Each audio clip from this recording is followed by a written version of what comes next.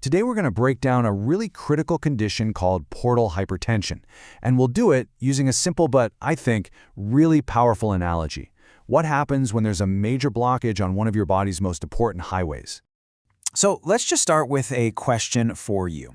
Imagine a superhighway, right? It's carrying all these essential supplies to a central processing plant. What happens when that highway gets completely blocked? Well, traffic backs up for miles, pressure builds, and pretty soon you've got chaos. Believe it or not, this exact scenario can play out right inside your body. And that highway? Well, that's our portal system. It's this incredibly important network of veins that's all centered around the liver. If you can understand this system, you can really understand the entire problem. Okay, so think of the portal vein as this central collector. After you eat, it gathers up all that nutrient-rich blood from your spleen, your stomach, and your intestines. Its whole job is to deliver that payload to the liver, which is, the body's ultimate filter and processing plant. It's a pretty perfect system when it works. But what happens when that flow gets blocked? It's literally like a dam has been thrown up in the middle of this vital river. All of a sudden, pressure starts to build up behind it, and that's where our story really takes a dangerous turn. This massive pressure buildup, well, it has a name: portal hypertension. Sounds complicated, right? But it's actually a pretty straightforward definition for a really complex problem. Simply put, the blood pressure inside that portal highway gets dangerously high. To put some real numbers on this, pressure in our veins is measured in something called millimeters of mercury. Now, a normal, healthy reading in the portal system is somewhere between 5 and 10. But in portal hypertension, that pressure climbs above 10. Now, you might be looking at that and thinking, that doesn't sound like a huge jump. But trust me, in this incredibly delicate system, it is a massive deal. And then there's a tipping point. Once that pressure gets over 12 millimeters of mercury, the whole system is at a breaking point. The risk of developing severe, potentially life-threatening internal bleeding becomes incredibly high. This is the number that doctors are watching like a hawk. All right, so where's the jam? Where is this traffic jam actually happening? Well, the blockage causing all this pressure can happen in one of three main spots relative to the liver. Let's find the source.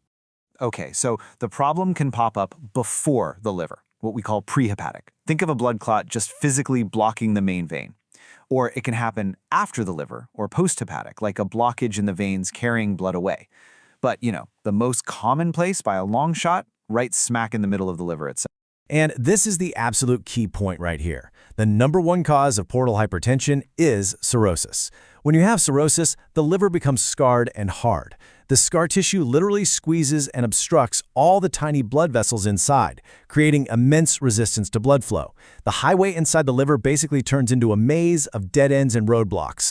So what causes this kind of devastating scarring? Well, the triggers are pretty varied, but they're well known. Chronic alcohol abuse and viral hepatitis are major culprits.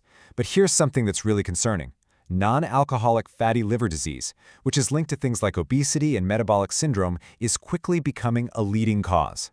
And some other genetic conditions can play a role too. So the main highway is blocked solid.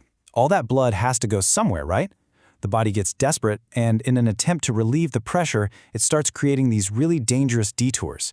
And this leads to a whole cascade of symptoms and serious complications.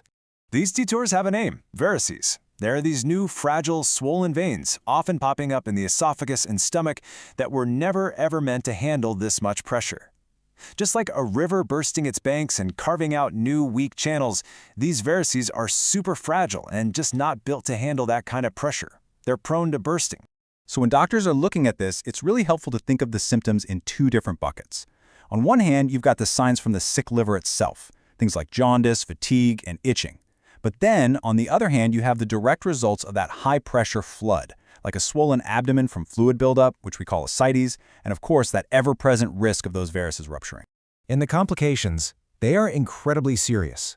A ruptured varix can cause catastrophic, life-threatening bleeding.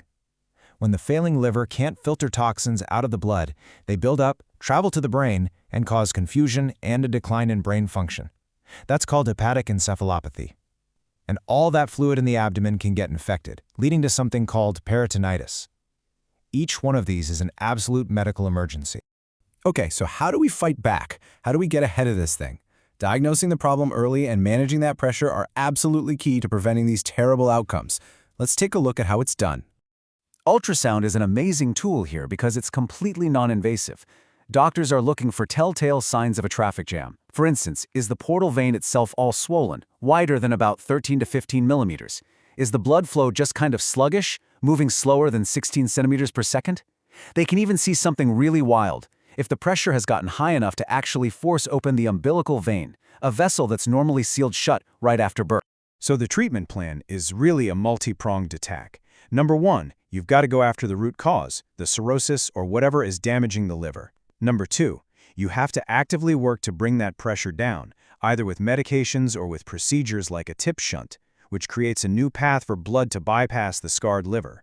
And number 3, you have to proactively manage all the fallout, preventing bleeding, reducing fluid buildup, and treating any impact on the brain. And all of this brings us to one final and pretty critical question. With things like non-alcoholic fatty liver disease just exploding worldwide because of our diets and lifestyles, this hidden circulatory problem is becoming alarmingly common. Is this silent buildup of pressure poised to become one of the next major public health challenges of our time? That's definitely something we should all be thinking about.